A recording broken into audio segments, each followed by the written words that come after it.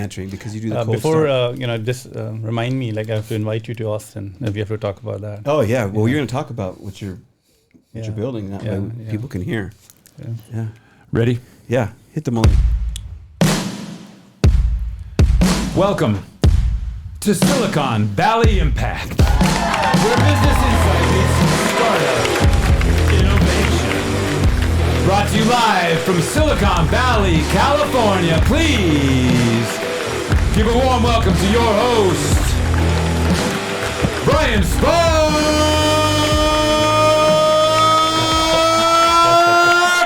Yes. Welcome to the show. It always starts well. I'm not doing it. All right. I'm not doing A lot of it. fans. Should we get into it now, Brian? She's been escorted out. Do you want to talk about it now? Yes. We have, yes. Do you? We always want to make our guests and our audience happy. Oftentimes, Brian and I, you and I align on a lot of things, and we do our own thing. Right? And that's the power of it. That's how we got to where we are. That's how founders, that's how you and I do this. We do our own thing. Uh-huh. But it's the Brian. Brian! So she's going to be escorted out. I don't know. She yells as she goes, you can go out the door. I think she might be escorted in even more than ever.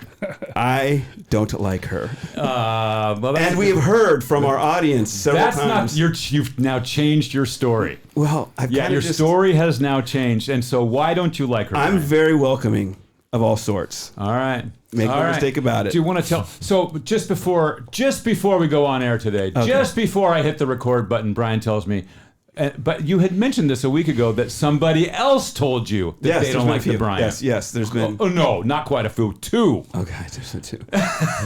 Am I right? Is it two? But that's me and two others, so that makes a strong chord. Yeah. Maybe they are AI I- agent or humans. Send us. Here's That's a very relevant question. what I want to do. Yeah. Here's what I want to do. There might Anybody be some listening agents or don't watching, like you. Yeah. anybody or listening or watching, yeah. please send us a message on YouTube. Put it in the comments below this show. Right, Brian. Nice, dude. Oh, Next, wrong there's a one. thread on Moldbook. Yeah, I want to know. I want to hear it. I want to take a poll of public opinion. Yeah, it's going to be our biggest watch show. Yeah, There's going to and be so a in the comments campaign. below on YouTube. Besides which, while you're on YouTube, you may as well hit that subscribe button while you're clicking around. Yeah. and leave us comments in the comments below, please. We I love really it. want to know. And get your Brian! get your cardboard This is what we're signs talking about. and your that's the sound effect. Get your cardboard signs ready and your burning torches and your pitchforks ready. We're running her out of town. So I want to welcome everybody to Silicon Valley Impact. I'm your host, Brian Sparks. The purpose of the show is to have honest conversations about what it takes to build great businesses and communities so that you can make an impact within your own. What's going on? I just figure we're changing things up at this point, so we're just kind of like experimenting with new stuff. I heard people don't like it when we do that. Did you? Yeah. A lot of people told me. I heard that from a lot of different people. I felt like I sit down and it wasn't there. I just don't want to kowtow to public opinion, man. I just think everybody's got their thing. We are artists. We do our thing. All the great artists in all of history, they told everybody to F off when they told them how to change their music or their painting or their poetry. Man, we got our own thing. We do our own thing here. And the debate goes on and Yeah. on. All right, so I want to give a big thanks and big shout out to our partners. First off, I want to welcome Shelly Morales on board from Morales HR. Love her. She's going to be here on the show a few times. She's hugely passionate about talent. So we'll talk about, she's been on the show before, so she'll be here. Big shout out to Colin Baring of Baring Capital and All Things Stack. If it wasn't for these partnerships, a lot of this magic wouldn't be possible. And of course, my number one, Brian Bernasconi. Brian, always good to see you. Yes. Is Silicon Valley Impact. Say it enough. Let it rip, Brian. Oh, shoot. Did I kill you too? There you are. Sorry. Let I it killed rip, you Brian. too. Yeah. Yeah, when all goes wrong, just mute Brian's. Just mute everybody. Just mute everybody. All right, well, enough said. We've got an open door policy today. You've got the door open. We're waiting for one more guest to arrive. And it's not the UPS guy. And it's not the UPS guy, No. so we're just going with it. But for now, we got two great individuals. The reason we have an open door policy, and I'll just let people in on the secret there, that we got the door open, which we never do, is we're still waiting for a guest. Yeah. Yeah. So we press on here. We're going to press on, and when that person arrives, we're going to welcome them in. So there may be a slight disruption in the very near future. But we love the anticipation. So Indeed. Brian suggested, let's just go with it. So we are. Right, because the policy here is if your phone rings, you got to pick it up and have the conversation with whoever's calling. Speaking of which, I should turn mine off, actually. All right, let's get going, Brian. We got two guests here that have come both from Southern California, and I'm excited to get into conversation with them. I've met you both before, had great conversation with you, but again, I want our audience to know a little bit about you. I don't do bios, so I'll let you do your own bios, and Faisal, I'll let you go first. Yeah, so hi everyone, my name is Faisal Mushtaq. I'm so excited to be on this podcast. Flew in from San Diego today, and my background is entrepreneur, investor. I've been also part of large companies in different C-level roles. So I've kind of seen innovation from different vantage points. Currently, I'm the founder and CEO of an organization called TechCon Global. We'll go into much more detail later in the show. Great to see everyone. Nice. Hey, I'm Kunal. I ran a company called K-Stuff for about 6.5 years until 2022, building platforms for sellers, making handmade products in Indian villages to open up new markets and everything adjacent to that to really enable those sellers to go national and beyond. Post which I set up a holdco called K-Star Holdings, through which we've taken some positions over the past 3 to 4 years, and something I've been very deeply passionate about, a little bit longer than 3 to 4 years actually. And about a year ago, I co-founded a company called ZeroToIP, building out the AI infrastructure for the next generation of IP and patent filings within all kinds of companies. And you're both great builders. Not only, Faisal, you're talking about your community, but we got a lot to cover, but you guys are great builders. You're great connectors. You've done a lot. And Kunal, you even were kind of coined a certain term for being super young as an entrepreneur. So when you built your first company, you were very young. I was 13 when I founded that company. Wow. Yeah. And so our listeners, there's never not a good time to start a business. You can be young, you can be middle, you can be older, you can whatever. It's just identifying as a founder at any age that you can start to build. Is that right? Oh, I think building is a state of mind. It's a way of looking at the world. When you look at something broken or something could be better, there are two ways. You go ahead and I wish this could be better, or You can fix it. yeah, you go and figure out how to fix it. We live in a society where business is the best way to scale problems and to scale solutions to most problems. And if you look at the world with that entrepreneurial, opportunistic, be a professional opportunist, and you look at the world with that lens, it's just hard not to. It's a lot harder not to than to. Yeah. So you really see, where the gaps are, and that's where it all begins for, I think, all founders, right? It's all saying, let's just begin there, right? As a builder, what got you into this ecosystem in terms of startup? Where did it all begin for you? Yeah, I think my journey is very interesting. So out of college, I ended up in a larger organization. At that time, it was Cisco Systems. For current viewers, if you go back 20 plus years, I think at that time it was one of the fastest growing companies. We became the largest market cap at one point in time, around 500 billion. And people were saying, how is that possible? Because, company can become trillion, and that's not possible. And now we know how many $1 trillion companies are there these days. So that's where I started. I spent around 9 years there. I think I was very fortunate, but I ended up in an entrepreneurial group in Cisco. So I was part of a business unit that came through an acquisition. So the mindset was always entrepreneurial. So we launched around 6 products in 9 years of a company of that size. And one of them had a 5 billion run rate at that time, was pretty good. So it gave me that discipline to how to build product, how to launch product, how to scale in a very methodical fashion. And then I jumped to the entrepreneurial side. So let me ask you, because there's a lot of good stuff right there. And so was there a difference? And there may not have been. You're working in corporate, you're building this, what's to be a huge organization.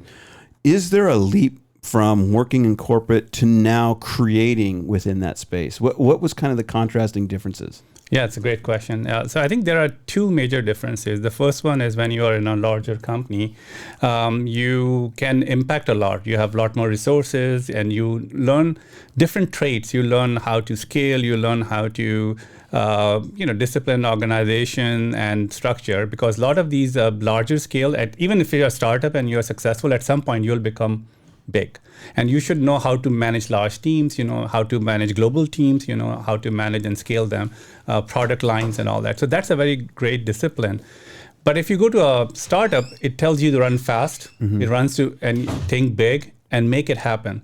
And that mindset only comes when you really jump to and experience that. And I'll give you one small example. Like after Cisco, the first startup I went to, and I was part of the founding team, there were 4 of us sitting in a room like this with no windows, and we had dreams to launch a product in 9 months. And when I left Cisco, I had large teams. I was, so for me, initially it was, is that possible that 4 or 5 people can really build something that can, change this domain? And we were in 4G wireless at that time, but we did it in 9 months. So that gave that confidence. So I think there are pros and cons. I won't, there's no recipe that you have to go to this path first, and then it's just like your journey in life takes you to different paths. But as long as you're learning as you progress, and every time there's a different, every opportunity is an opportunity to learn. I love that. And Kunal, I want you to tap in on this. You're 13 and that you're building companies now. I had a question earlier when you were describing you have holdings now. My question is going to be kind of like where we're going at this point, but what did you mean by you have holdings now? So I have a very interesting, I borrowed a part of this from a guy called Sam Zell, very smart guy, one of the most prolific people in American real estate ever. And he would always call himself a professional opportunist, and looking at the world as an opportunist rather than as a overlooker or seeing things happen, looking at opportunities and going after them. And something I did realize building my first company was that just by nature, I love finding gaps and building stuff. It's just... So just to clarify for our audience, because I love tracking this, right? So you said that the opportunity in the problem, right? Right? Because there's two mindsets nowadays. People see opportunities because there's an opportunity to build. Oh, I can just build. But there's no problem to really be solved with this great idea that people are building. But you're saying they're kind of stacked, because that's what I'm hearing you say. Oh yeah, I think there are multiple layers to it. The first end is that it's great to build something that's incredible. So it's 2 parts of it. Learning the tools you have, that's one opportunity. So it's almost like you're building up things and skills and abilities with technologies, like acquiring assets that can be used as you look at problems. But they need to be a mix and a match. You can have the most incredible financial acumen, but in a market that doesn't have a financial market, again, not the perfect example, but you need, the skills are one part of it, and that's the opportunist of looking, there's new developments possibly. And again, if you have there's a part of it is again arbitrage. If you can have a lot of lenses to the world, whether it's an AI lens, a finance lens. For our audience, again, I want to start to make sure I'm aligning them and what you're saying is what you've kind of fallen into describing is founder fit. Because you've described your skills, your knowledge, your ability to see problem, solution, and then putting that all together to achieve an outcome that's useful in the market. Is that what I'm hearing? I'd expand that a little bit more. I'd say one part of it is going and getting different kinds of sunglasses, different lenses that you look at the world differently from. A lens from multiple perspectives. Exactly. From a lens of a finance person, the lens of a tech person. And that's one opportunity when you see a new technology or anything new, that's getting lenses. And the second one, those lenses are only useful when you see a problem. So now you see a problem, you look at it from 3 or 4 different lenses, and now you found gaps in the market. Like, talking about holdings, so the most interesting ones recently was we acquired MiamiBasel.com around Art Basel, which is incredible. It's a major cultural center point where you have everything from all over the world, Picasso's, Wallows in Miami. And we acquired a domain, MiamiBasel.com, and nobody was aggregating all these events, like over 100 events happening. And so you're running these events now? So we aggregated the entire event, put on a platform, had majority of all events on there. We had VIP access to everything during Art Basel. Yeah. And we built out a platform. A lot of people who were attending Art Basel would just reach out to us and, oh, we're investing in art. You put the platform together. Can we have this connection? And Yeah. it led to 20 other opportunities. It was insane. It was So a great bet. you saw an opportunity, grabbed it, and now you're building it. I love it. So one thing I want to kind of bounce around with, Hey, Brian. and look who got here. Yeah, can we hold on for just one Yeah, second? Ellen, come on in. So we're gonna bring Ellen in. I'm gonna pause everything for just 1 second, so not everybody has to listen to her like get onto the set and everything. So we're gonna stop for just one Short second, little okay? break, and we'll be All right back. All right. Okay. All right, hit that clock, and we're ready to go. Oh, we're already going. I didn't stop the clock. You didn't stop We it. just got Ellen settled in. Everybody is now in their chair, and all is well and right in the world. Here's the thing about my life, and we are live, right, Brian? We're going. Yeah. All right, and so we're on. here's here's the superpower of my life, and what I love, how I love living this way, and love talking to founders and people who are building, is I've discovered the art of messy. I used to be I'm a recovering perfectionist, and so now the art of messy. You know, hey, you come in when you come in. I love it, right? Just go. You were talking earlier, Faisal, about you don't really know how the next step is going to go. You just kind of push forward in that, and I think a lot of our guests, Brian, have that art of messies. They just well, go if for they it. didn't, Ellen definitely has a little bit more of it today. Well, for our audience, I want to No, welcome because she's in. late. I mean, and I get it. And stuff happens, right? There was an emergency on Caltrain. You got here late, and everybody wants to be on time. Nobody wants to be late. We've all been there, and it's like this thing where you just like, hey, just take a breath. We're cool. Everybody here on Silicon Valley is going to be okay. Yeah, today. and for those of you listening, I want to welcome in Ellen. Glad you could make it. Go ahead and give a 30-second intro. I told you I was going to give you a little time to catch your breath, but I lied. I got my breath. I'm good. So I am Ellen Damaso. I am recently moved to the Silicon Valley area. I'm originally from Florida and Texas. I am with Plus Ultra Capital Partners. I am a venture and capital partner. We focus on late seed and Series A with $1 million ARR and above, and industry and geographic agnostic, and that's just one of the few hats I have. I also have my own stealth startup that I'm working on as well, and we're actually having a Super Bowl 60 event on Thursday, so 2 days from now, with high net worth individuals and family offices to discuss, bringing And in some limited partners. When this airs, this will be 5 days ago. But hey, I'm sure we're going to have a lot to talk about. Yeah. So that's the thick of the things that we're doing now. So, Nice. yep. So new to Silicon Valley, been here about 6 months. And welcome to Silicon Valley and Caltrains. And yes, Did they handle it well? They handled it amazing, and that's one of the things. And this is what we're focusing on our we're streaming podcast for our panel on Thursday. And one of the things we focus on is how Silicon Valley has the ecosystem to provide that innovation and prepare for things like this, Yeah. because they were calm. They let us know what was going on. They let us know it was emergency, and it was very serious. And they had the emergency people coming in, so it was very smoothly handled. They gave us, okay, in 10 minutes we'll let you off. They scored us off, and that's kind of the And that's ecosystem. Silicon Valley news up to date here. The Caltrain is up and running again, right? Yeah, and just that ecosystem to support innovation, right? Caltrain is a thing of its own. Like this is my first walkability city I've lived in, and Yeah. And where'd you start? Where'd you come from? I'm originally from Pensacola, Florida. No, not that. Oh no, today. Oh, today. That's a long Today, today I started in Nob Hill, so Okay, so North San Bay. Francisco. Yeah. So San Francisco, yes. Oh yes, Sam. I need to act long like I've journey. been here before. Yeah. All right, so let's get back into it. We really kind of stepped into the space of what it takes to grow, to build. We all have. I mean, our founders that are listening, our venture capitalists that are listening, have all found their pathway to the ecosystem, whether it be through family, whether it be through own self-interest, or whether it be through Caltrain. One way or another, they found themselves here in Silicon Valley and the startup ecosystem. So let's talk a little bit more about this capacity to build. And so I want to kind of pitch back to you the question I asked you, and Kunal, you were building on this as well, and then Ellen, you can chime in on this. Is I had asked, what's kind of the difference between pivoting from kind of the corporate structure into an entrepreneurship? Because our startup founder or building, our audience does that, right? They kind of find themselves in a situation where they go, I'm not doing what I'm supposed to be doing, or I see a problem, like Kunal, you said earlier, they see an opportunity, and then they go and they start building. And so you started putting together these teams that started to build. What were some of the things you saw early on that were really giving you the traction? Because you were saying also it wasn't just one thing, and it kind of showed up differently. But if you could find a thread, and of course I'm going to kick this to you guys, and I'll maybe frame it up a little bit different.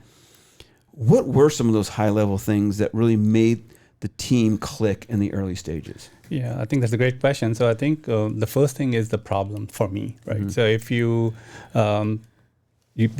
there are two schools of thought that you also touched upon. Some start with technology, some start with problem. I'm a problem believer. So I think you identify a problem that you're trying to solve. Then you find the best way to solve it.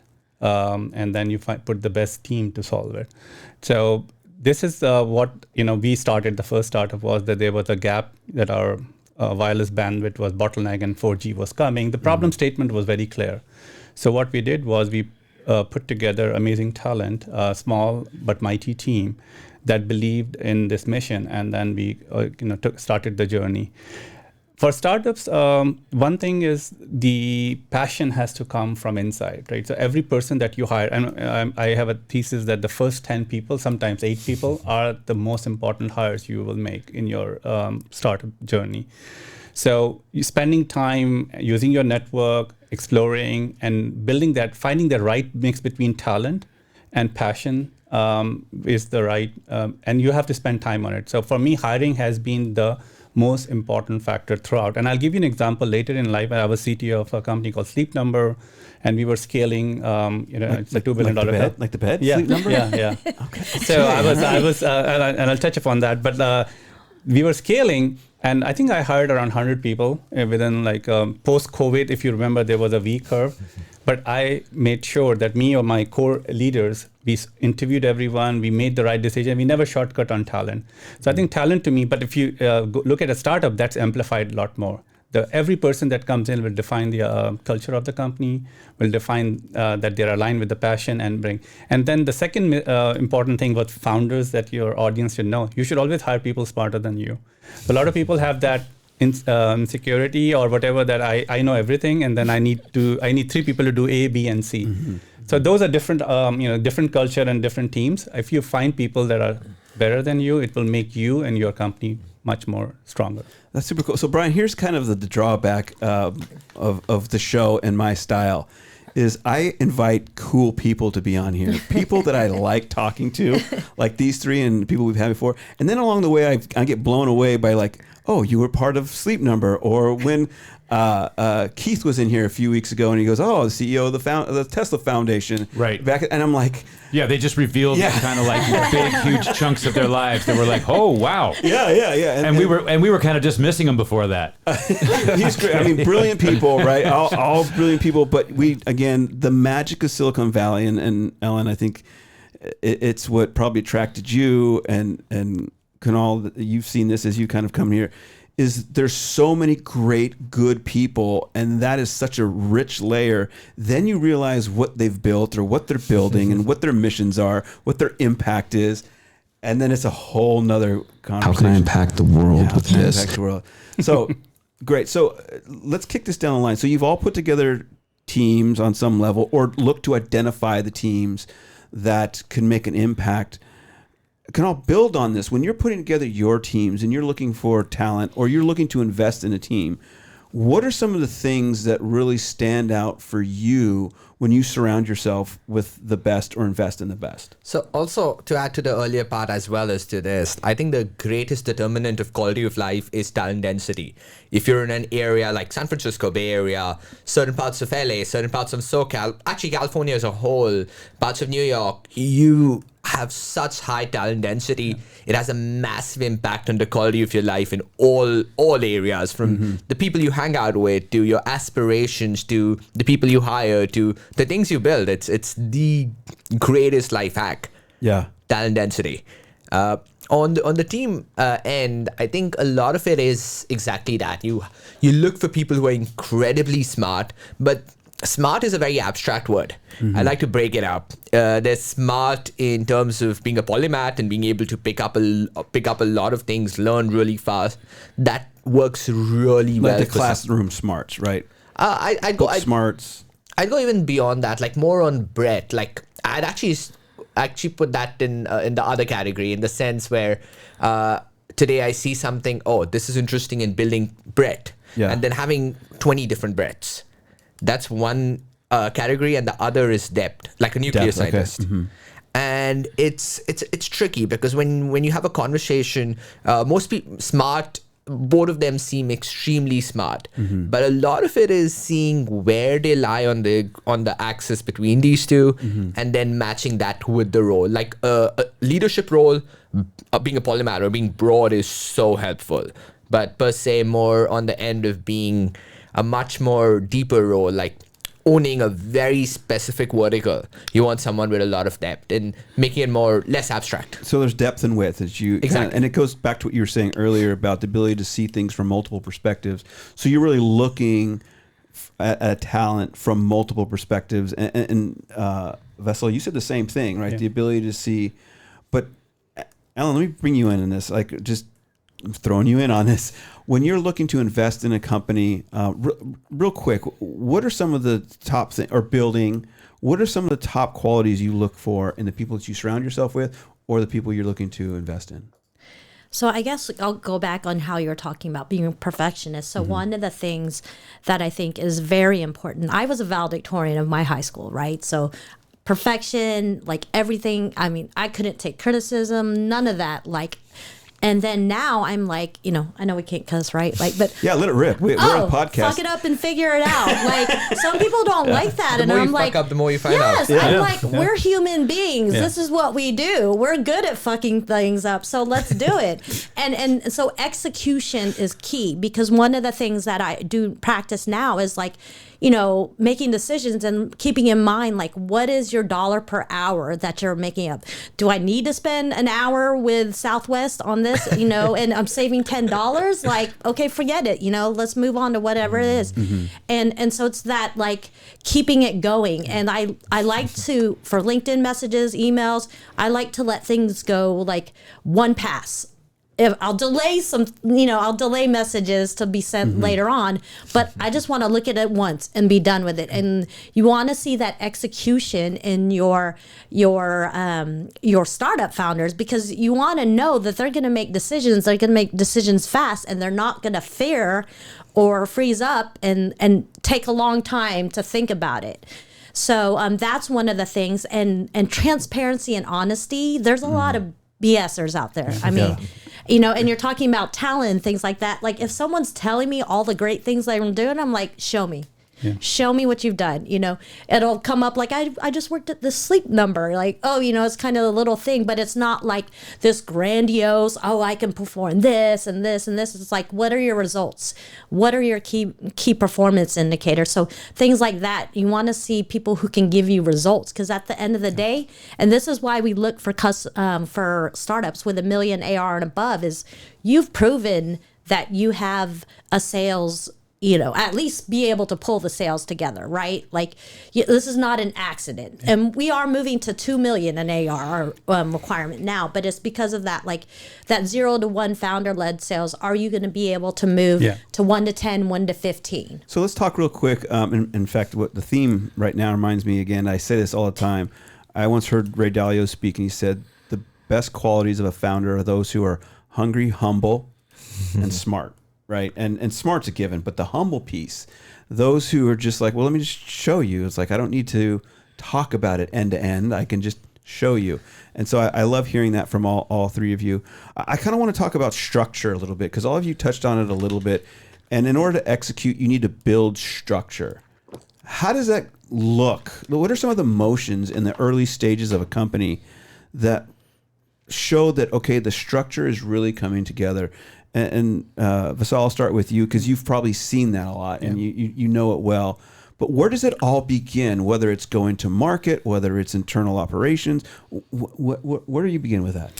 Yeah, I think for the structure, it goes back to the comments that we were making earlier. So as you bring talent. And I think to your point, when you're in a entrepreneur, for example, and you are going from 0 to 1 million ARR, I think great entrepreneurs go to 100 million and a billion and a 10 billion, right?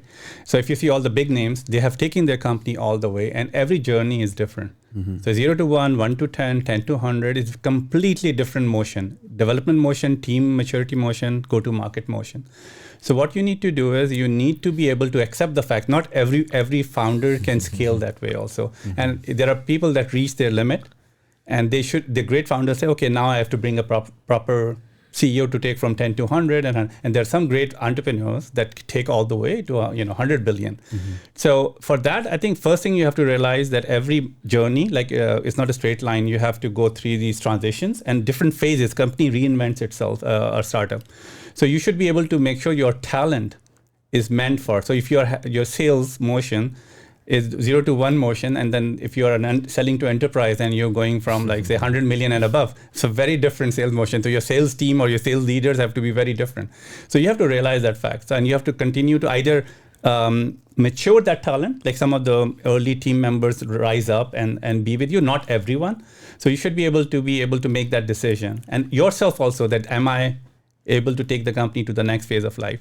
So if you really want to build a great company, that I think to your point is to make sure that the talent you keep bringing in, you need to make sure that it's that phase of the company, and then look at the next phase that's coming your way. If you are successful, if you're not successful, it's a different challenge. So it's really having hard conversations, one with yourself. Yes.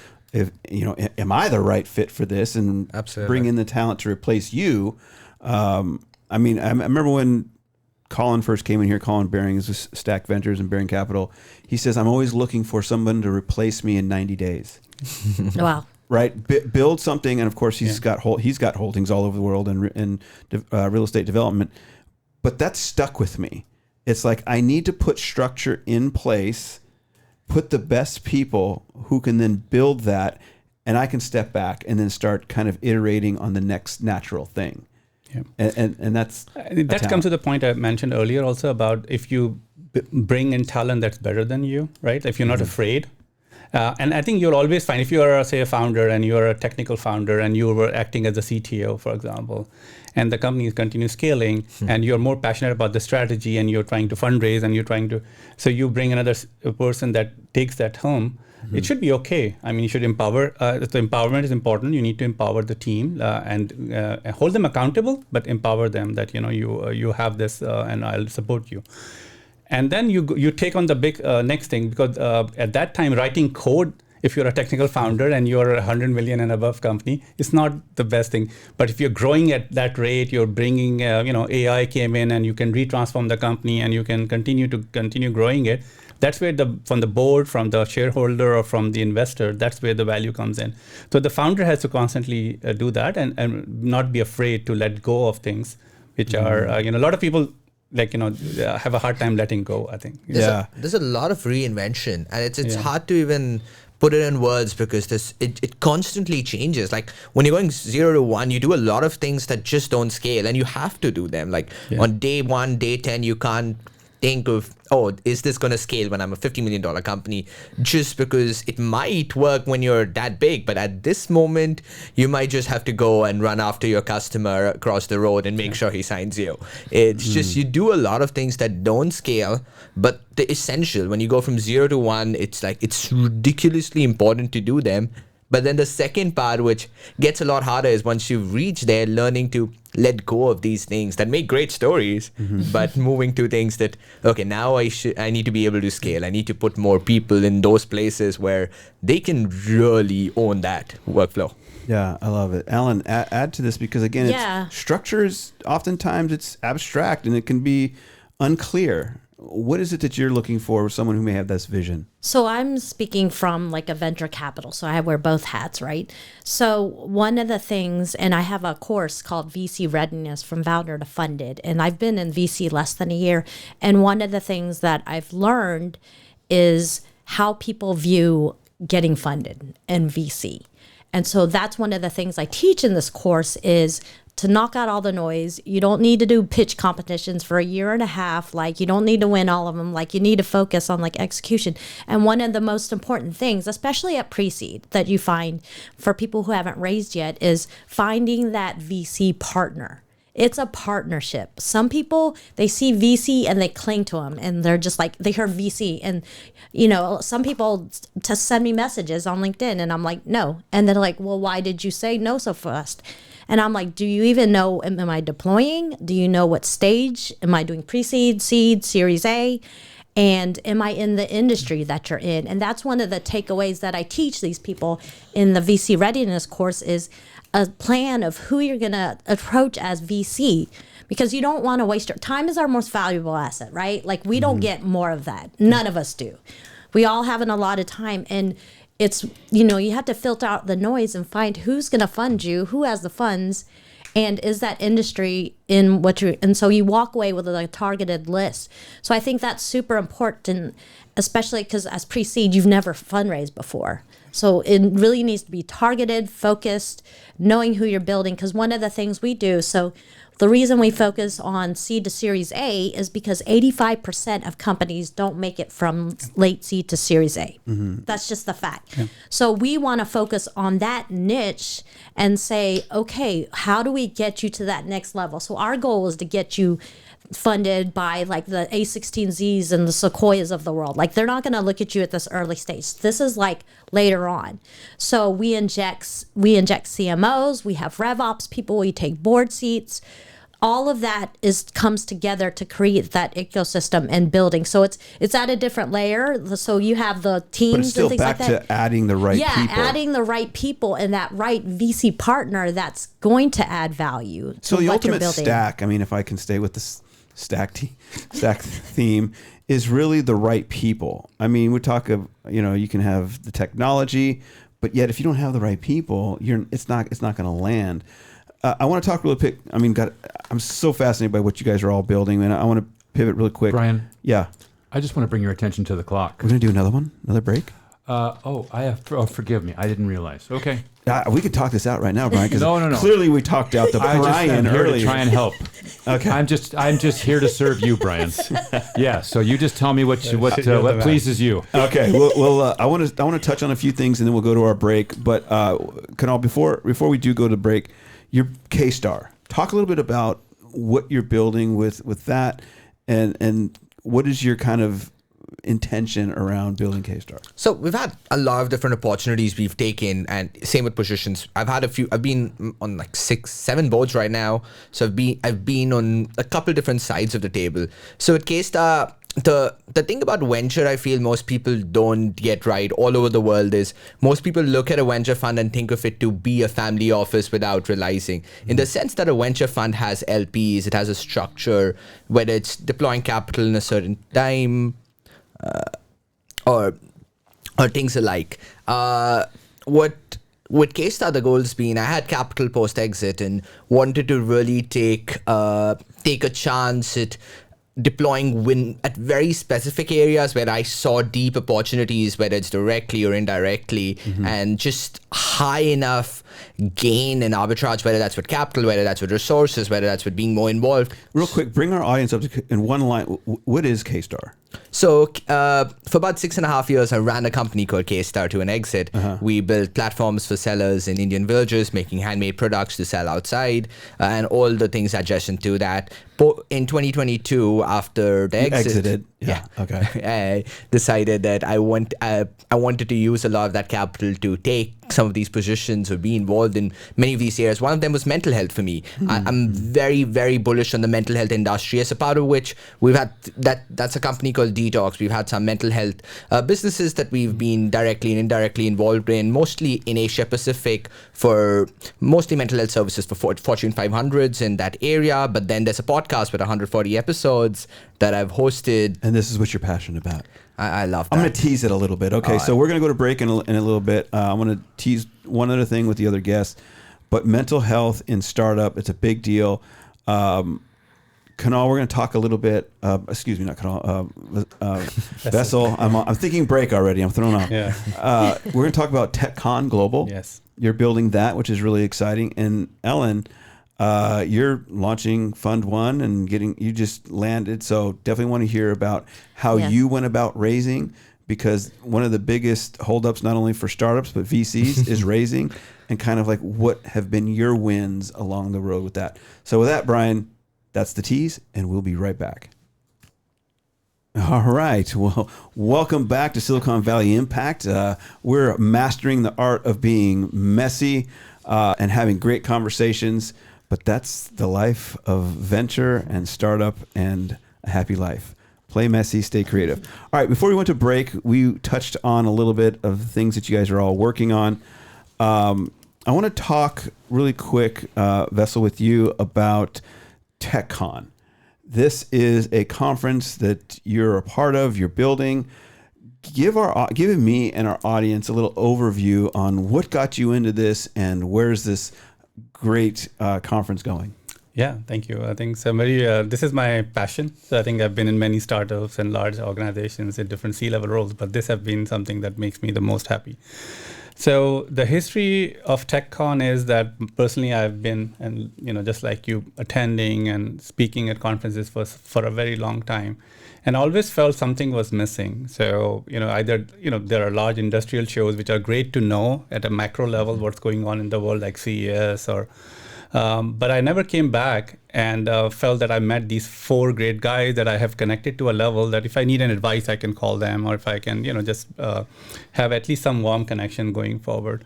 So what happened was that around 2019, I felt that, I was always complaining that, I came from this conference, is not that great. The ones that I enjoyed are mostly those private conferences. So these big investors, like this one in Santa Monica that I go to, March Capital, great conference. You're sitting with John Chambers and all these great leaders, and Tim Draper, and hearing how they're investing, how they defining the future, where they're investing. So, but the problem is they are either they are closed, invite only, or they are very expensive, right? Thousands of dollars of tickets. So we came up with an idea: can we build a conference that's built on 3 elements, right? We want people who go to TechCon to learn from the speakers. So we bring the best speakers, and I'll touch upon that. The second one, we want them to be inspired. So we always bring some people that have really transform the world, and so that we can get inspired and hopefully try to replicate.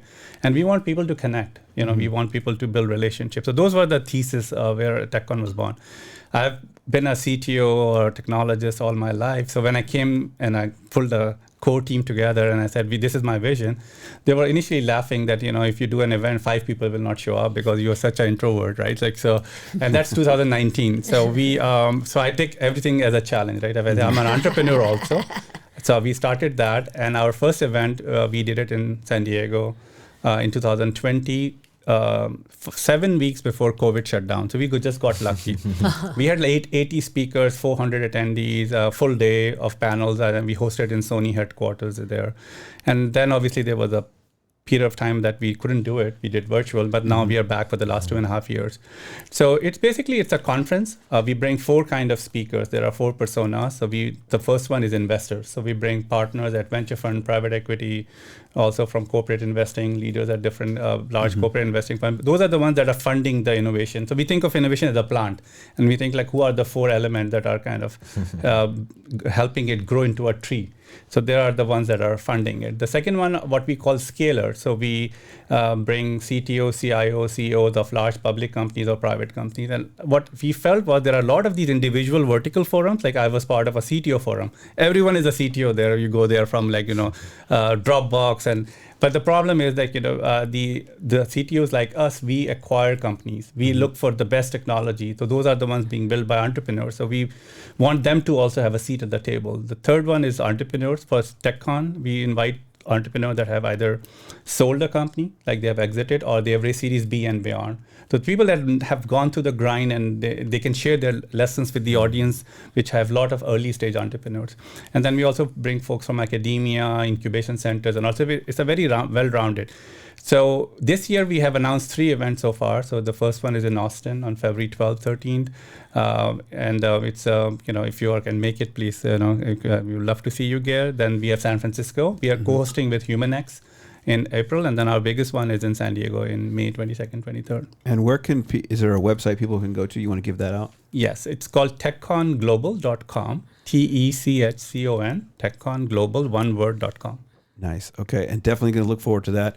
So, I will be talking about, you have Austin, San Francisco. Was there one other? San Diego. San Diego. So you got those 3 coming up. So go to techconglobal.com to check out that. I'm all about great events where you can meet great people and really scale. And this sounds like one of those. And I hope I'll join you in Austin. Definitely. That'd be a lot of fun. Yeah. All right. So Kunal, before we went to the break, you were talking a little bit about mental health, and also you're into events and bringing people together. You were talking about one during the break that you were doing during LA Tech Week, right? Oh yeah, that was really fun. Like I'm so bullish on IRL. I think, especially after COVID, people seem to be even more invested into real world connections, and I love it. It's so valuable when you have a real conversation. It's just a lot easier to build depth, and it's a lot easier to build trust, and it just way above par in every possible way, and that's why it's fun and to be in Silicon Valley or LA for that same reason. So one of the biggest things that I like to live my life by is talent density, as I touched on earlier. And being in cities has a lot of talent density. Being in major hubs for different things brings a lot of talent density. I love LA for that reason, because there's a lot of industries at very high levels. You get a lot of talent density, and that's kind of what excites me about events. Like Bel Air during LA Tech Week, we got a really gorgeous house, really pretty view, put 10 cold plunges, a bunch of cold plunges, bunch of saunas, red light therapy, 20 different things. You could get complimentary back massages while you heard me interviewing a friend, Krish, on a panel for the podcast on how he deals with stress as a 11-year professional national level football player. Yeah. You just sold one ticket on the show, that's for sure. It was awesome. I was actually, we didn't charge for tickets. We had thousands of people apply. We were so selective. We had 200 people who I would love to meet each of them for coffee. We were very careful about that. Got incredible people in the room, and so few people talked about work, and that was the goal. Come here, have a great time, talk to people about their life, what they care about living longer, about all these things. And so you were saying that during the break, you're really big into mental health and longevity. Talk a little bit about why this is important for investors and founders in this space, and then of course just geek out as you wish.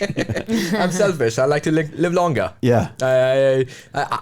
I honestly think we're living in I'm not a biohacking nerd, just to clarify. Yet. You're not taking those 50 vitamins every day. Yeah, it's like a meal in itself. Only 49. It's interesting. I think we live in a very exciting time. We live like, I think in life, in every area, you have controllables and things you can't control. We're in a point of time where the controllables have massively increased. There's so many more areas you can control. And as an entrepreneur, that excites me like crazy. Yeah, you're lighting up. For those who are not on YouTube, which you should be following, he's lighting up right now. It's incredible. And that's what excites me in business, when I can put people in place who can control stuff, and owning verticals, controlling stuff. And that's the same thing with health. I get to control a lot of verticals. Like, my health regimen is very interesting. I do blood work very, very often. I do a body composition scale, which uploads to a cloud. I have all my data from all my health sources uploading to a single data point. Wow. This goes into context into an AI model. And the AI model, so it's very real time, in the sense that based on my recovery today and how my body is placed with recovery, I will decide how heavy my workout should be tomorrow. And all of this is automated through an app, going in it all the way from my diet, which is reassessed every week, and based on how my body changed, if it was positive, if it was negative, and changing those things. And you can build graphs that are just incredible based on each part. Okay, increasing carbs by this much led to this much, and it's insane. You can, and that's an edge for you, and it should be an edge for a lot of founders, because they put themselves under a lot of pressure to perform, to deliver, and the fact that you are monitoring your mental health and your physical health, spiritual, you're very well rounded. do you just something you do yourself, or do you bring someone on your team to help you kind of manage this? I'd probably like to do this for my entire team eventually. If You they, would like if to they do it choose for your to. team. If they choose to. But you don't have. Do you have a coach? For this, no. Well, you love it. I can see your face. You're like, I have doctors I consult for different parts of it, but I read a lot. Like I through the latter part of my education, like in high school, I decided I was on the board of the company that owned my high school, so that was a whole different area. But I decided that I wanted to own a lot of my education workflow, and I wanted to teach myself things that really mattered. As a part of that, I made a list of about 200 books that I felt were very important to a worldview, out of which about 40 were biology and understanding how our body functions, medicine, and all these, and psychology and all. and you just dove in. Yeah, I probably I spent the first hour for 4 years reading. Yeah, It was incredible. I love it. I love it. I got to a majority, not all. But Well, it was you awesome. can give me a list. We'll put them in our show notes. Your list of your top 5 after you read those. But Ellen, I want to kind of pivot, and we're going to all come back to this because we talked a little bit about break. We want to talk for our founders as well as our VCs who are looking to raise. Talk a little bit about kind of your process of raising, because it's a very competitive space now being a VC. What has been your track and strategy moving forward now as you're looking to deploy? Yeah, so I started out as a venture partner, so I was doing the deal sourcing. So that's how I started. And then just recently, towards the fall, I became a capital partner. And when I first started, I was like, what is even going on? Like, what do I say? What do I ask? Who do I approach? It was all new, right? Like venture capital was already new. So I kind of went in steps at it and looked at it as it's a process and looking at it long term, right? A lot of people, they get into these venture capital programs and they're like, I want to get in venture capital, but they don't think long term. Like, you need to have some savings there, if to take you where you need to go, and also thinking of your limited partners as long term relationships, right? Like building. And so I started. I tried kind of the cold calling method and had Sales Navigator, and I was like, oh my God, I hate this. Like, nobody wants to talk to me. Who am I? What am I offering? Don't make me go home and cancel that Sales Navigator subscription. You can do a couple more books instead of the Sales Navigator. Yeah, so I did that, and then I slowly started becoming more convincing of my investment thesis. So you have to 100% believe your investment thesis. Like, I am bringing something different, because we do non-traditional VC is how we see it. So the power law and blind pools and, 1 or 2 unicorns out of 20, 30 companies, to us, that's gambling. And we like to manufacture outcomes is what we do.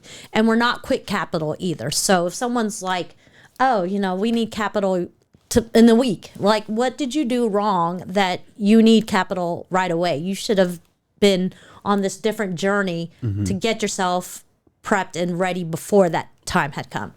So I started reaching out to I started hosting events more, and so bringing limited partners in, right? Because it's a huge. We need a lot of limited partners So too. I gotta ask a question. Yeah, go I ahead. have hold on. Okay, you said something that touched on what I know our founders are thinking, and I know a lot of founders throw themselves into, and there's a dichotomy here. So earlier we were talking about the importance of like just go out there, mess it up, get going. Yeah. But at the same time, there's like this runway. There's this consideration of the longer play. Don't light your hair on fire and go start raising, because you're going to kind of put a little bit investors, or if you're trying to. So how do you balance that? Yeah, so what I tell founders, and so we're curating a room for the Super Bowl, and so events are great. Like, Super Bowl is awesome. Like, I'm already planning for Super Bowl LA 2027, because it's such a good. Oh, we got to talk. Yeah, so yeah. So bunch of it's spots such if you a wanna good, chat. so we're bringing high net worth individuals and investors in, and we have very few founders that we're bringing in. And what I tell people is 6 months, you need to start building those relationships. So 6 months, you can ask for that money or have them refer someone out to you. Yeah. So, I told them, if you want to be in the room, it's a pay to play too, right? Like we have sponsorships for the startups and things like that. So having that 6 months out, having that thoughtfulness, and that's where you kind of do the like, kind of frenzy, fast and furious, like meeting VCs who they know and like just building that. But what I'm hearing you saying is, you call it pay to play, but building relationships, you got to break bread with people. And these events are the opportunity to sit down and really get to know people. Here we go. I can see you guys all like, I want to get on this because I definitely want to come back to what you were saying earlier about relationships and building. Go ahead. I will say being a founder is extremely hard. It's one of the hardest things you can do with your life. So if you are in a place where you need capital, you just have to go at it. It's just things go wrong. Markets change. We deal in a world where there are a ridiculous amount of variables. So if you are if your runway is a month long, there's nothing to feel bad about. We all end up in markets that we can't control. We can't control controllables. So if that is ever the case, don't feel bad about it. And there are options. So I also work with a team out in Austin that if you have 3 months or less of a runway, you have options, right? It's either close your door or give up a significant share of equity. Yeah. So there is like ways to do it. So, but ideally, right? Like the ones that I'm meeting, like, let's start 6 months out. I mean, whatever you can fit in there, right? Yeah. So there's like different, like it all comes together like a cohesive thing. It's like build what you can today and then build for later. And so absolutely. But more for everyone who's listening, if you are building and you're in a hard spot, there's like get after it and don't feel bad about it. Being a founder is hard. Just go for it. And I don't think anybody should feel bad about that too. And that's the beauty of Silicon Valley is like, okay, like I'm shelving this idea, I'm moving to this another one. And people are just like, yeah, let's go. There's the community there that's like, what are you building? How can we support you? You messed up, like, own it and like do the next best thing. Yeah, absolutely. So I can touch upon a few things. So I think first, longevity, I will highly recommend a book called Super Agers by an author in San Diego. So I think he studied like people who live 90 and beyond, and I think you'll be amazed with what were the reasons. They were not taking vitamins. Can you say the title of the book one more time? Yeah, it's called Healthy Agers. Healthy Agers. It's by Eric Topol. He's a famous researcher in Scripps Institute, so you can look him up. I mean, I went to a talk, and then I think they're studying why people live, and it's not what we thought. It's not genes. It's not like it's a mixture of things. So I will highly recommend that. But I think coming back to investing, Blue zones, Blue zones. Yeah. So I think this, since I've been, I was in startup for 12 years. We raised from tier 1 VCs, and then I've been an investor for 7 years, early stage angel investing. So I will touch upon 3 points that you mentioned. I think number one is that, first of all, fundraising is not an end goal. It's the first step that you need to build a product, you need to build a team, you need to satisfy customers. A lot of these days, I think it's becoming a milestone by itself, but it's an important step to take you there. So you have to plan your fundraising strategy by when you need to raise, why you need to raise, how we're going to use it. So all that planning needs to go in, but also who you raise from. So I think you touched upon an earlier point that when you go to investor, they all look the same. They're not the same. They are vertical. They are like different stage. They are sometimes agnostic. Sometimes they only invest in SaaS, but you are a deep tech founder, so you're wasting your time. So I think that research in this day of ChatGPT is very easy, right? I mean, if you're not doing that, that's the first turn off. I have people that come to me, and then within 1 second, they don't even look me up in LinkedIn or they don't do ChatGPT. Right, 5 minutes, you will know everything about me, right? So these big investors will be, right? So that's first thing, you do homework. And the second part also is that you need to know, ideally you can run out, but I'll give you an example. There was a startup that we started and we could feel, it was 2007 and 8, and we could feel that the financial meltdown was, wasn't there, but I think we thought, so we raised a series, next raise. We had money sitting in the bank. We didn't need it. But then the financial meltdown happened, and we were able to go through, and we got acquired. So sometimes it's also factors are beyond. But I think if you say that I won't be able to pay employees, I've been in that startup also. That if I was on a call with a customer, and if they didn't close the customer, we will shut down, and then we won the customer. So those are both possibilities. But I think you should at least plan for more structure. But things can be can become random. The macroeconomic and the factors that are beyond your control. But the factor that you control, you should always plan and try to do your very methodical approach, do the research on investors, and then go for it. Here's another look, though, and we talked about this during the break. You love it. You love it, and you're like, I put the word on it, like, oh, there's this obsession with it. But let's go this direction. When shouldn't you raise? I love how you all just kind of like. That's when you're a problem, or when you're a solution looking for a problem, right? Like. And I think that's one of the biggest things is like people are like, oh, this would be great. But it's like, have you done your market research? Like, ask your friends, like, would you pay for this? Some things like only us ourselves would like want to use it for ourselves. But they would get rejected with that. But say everything fits, right? Okay, when shouldn't you go after a VC? Yeah, I can tell you two examples. Number one, if you're building a lifestyle business that can generate revenue and can sustain, and it cannot, when you raise any third-party capital from venture, they expect a growth rate. They expect where you should 18 be months to the next round. Yeah.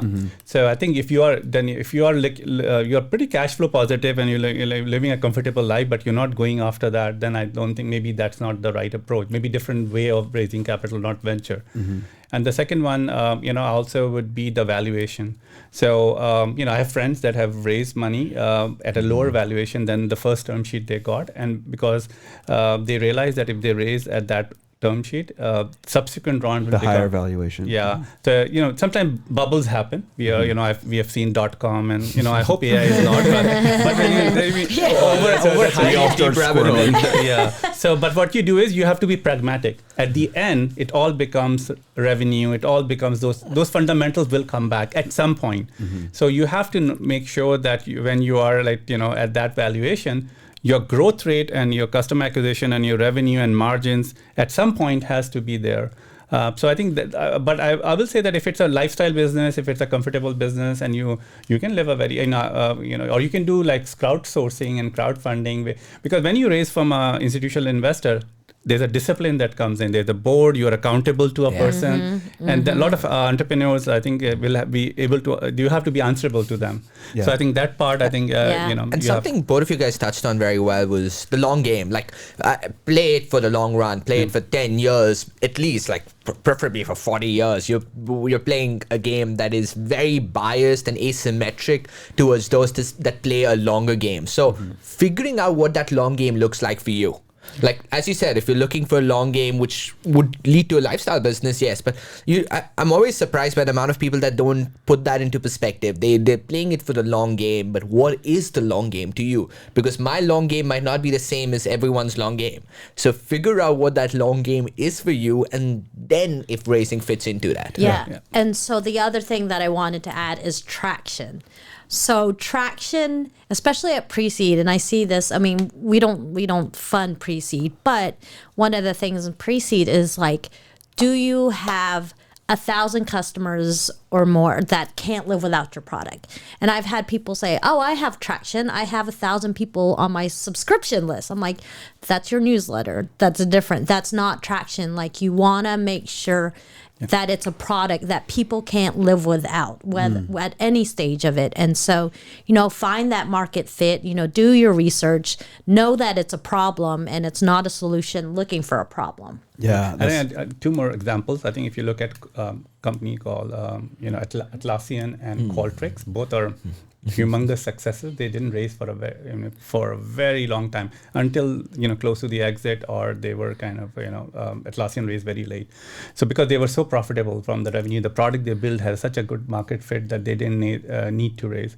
So that's one example. And there's also a path. One of my friend, he build the company and the revenue and all. And then he went to private equity directly, skipped the VC path altogether. Because at that time, he needed money to scale to a different level. But he was able to scale by the revenue. So there are the outliers also, but the traditional path is always pre-seed, seed, Series A, and Well, that's back to what you guys were saying earlier about there's no one path. Exactly. Yeah. So it's good to consider, and that's why we do this show. Is I want to, and back to what you were saying earlier about multiple perspectives, is if you can play the game like a chess game, it's always moving. There's always an evolving strategy, and Kunal, this supports your multiple perspectives idea of you've got to be constantly shifting the way you look at the market, look at your business, and ultimately what we talked about earlier is how you look at yourself. And your team. Yeah, and I'm also a mental health advocate that I wanted to add, Kunal, and that's another part of it is like making sure you're prepared physically for this. Like we're talking about, being,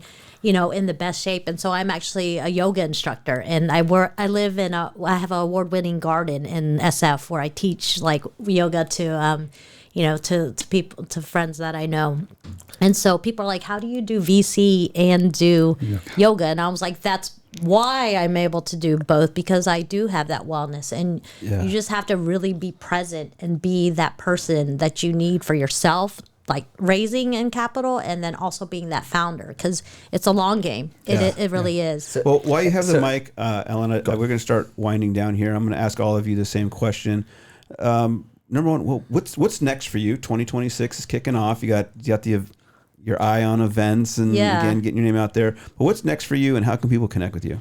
So what's next for me is I'm focusing mainly on building the limited partner capital raise. So I have a lot of investor events that I'm into. I've been meeting a lot of family offices, high net worth individuals. And so I'm going to a lot of those things. And then I also, I kind of had a break. My father got sick, and I reinvented myself. I'm originally an electrical engineer, so I had to reinvent. So I became a wardrobe stylist. So I actually did a fashion empowerment talk, a TEDx pitch in 2024. And so that's my passion, is fashion empowerment. So we have some things lined up, like called Style in the Sky. And then we have a fashion and beauty tech virtual pitch competition coming up February 25th. The Style in the Sky is April. We also have Filipino funders and founders that we have. And so we have a Asian AAPI month is in May. So we're planning something there as well. So you got to come to some of your events over at Stack. Have you been over to I haven't been to Stack yet. Yeah. No. Gotta have you over there and take a look at the place. Well, Definitely. That's good. So how can people connect with you? So the best way to connect with me is probably LinkedIn.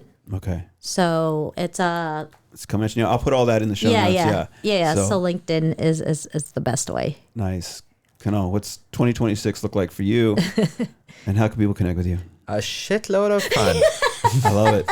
I love what I do. I get to build things that I feel really matter. I get to work with people who I would want to work with if there was no financial outcome, and spend and support time around people who do really badass shit. It's pretty awesome. So do more of that. I've been doing a lot of cold plunges, so hopefully continuing the cold plunges. Do you do the Friday morning one in the Bay? So I live in LA, but I live by the beach. You live in LA. So I okay. I just literally go and jump into the ocean 5:30 in the morning, and the Pacific is cold, and 5:30 in the morning I'm by the bay, so I'll just jump into the bay, and I'm like, it's insane. I was there and I saw a seal some time ago, and I'm like, this is the best cold plunge in the world. I would question myself if I was hallucinating or not. If something rises up beside me. Yeah, we have a Bay Area one on Friday mornings at like 7 in the morning. Which, by the way, Kamal, will reframe your understanding of how cold the Pacific Ocean is. Yeah. Go a little north, it gets a little colder. Oh yeah, no. My mom just flew into Miami, and I was talking to her. I literally was like, Miami is always warm. It's like 50 degrees in Miami right now. How can people connect with you? email me. It's Kunal, Kunal at kstar.in. If you Google me, you'd get IG, LinkedIn, whatever. And yeah, It's all there. whatever you're like. It's actually, this is funny. In SF, everyone asks you for your LinkedIn. In New York, everyone asks you for your number. In LA, everyone asks you for your Instagram. So it's based on what city you are in. So Ooh, that's good insight. Yeah. All right, Oh, good to yeah. know. All right, I for those have of you, Instagram too. for those of you on the East Coast, here's the email. Yeah, here's okay. But yeah, just whatever you're comfortable with, and if I can be of help, it's a community, so Love it. I it's love all it. about that. All Cheers. right. Saul, what's next for you? For me, I think continue growing TechCon. We are planning 7 cities, 2 outside US and 5 in US by 2027. So very excited. I think going to announce very soon. We're raising an early fund called TechCon Ventures. I think because we have been such an amazing deal flow, like we have 500 to 800 startups coming through the TechCon ecosystem. So we are kind of using that to fund them very early stage AI and SaaS investments. So I think working on that. I also an author. I've written, I might finish my 3rd book in July. It's all in AI. So I think so I think check it out. You can check me at faisalmushtaq.co. That's my personal site. I also write a Substack called Innovation Exchange, iexchange.substack.com. Love it. Well, again, I know there's layers and layers upon our guests, but you are all great people, which I love You too, having Brian. on the show. Yes, Thank yes, you, yeah. yes, Thank you. both Brian's. Yeah, I love having. Yeah. Brian, you got to answer that. You getting phone calls and texts. That is over- an alarm telling me that I'm on to doing other things. Okay. All right. Well, we're all on to doing different things. Once again, thank you all for being here. Brian, thank you for running a great show. Thank Tight you, ship yeah. back there. We'll see you all next week. Check out TechCon. Check out IIT2026.org. We got a lot of communities building all over the world. We'll see you next week here on Silicon Valley Impact.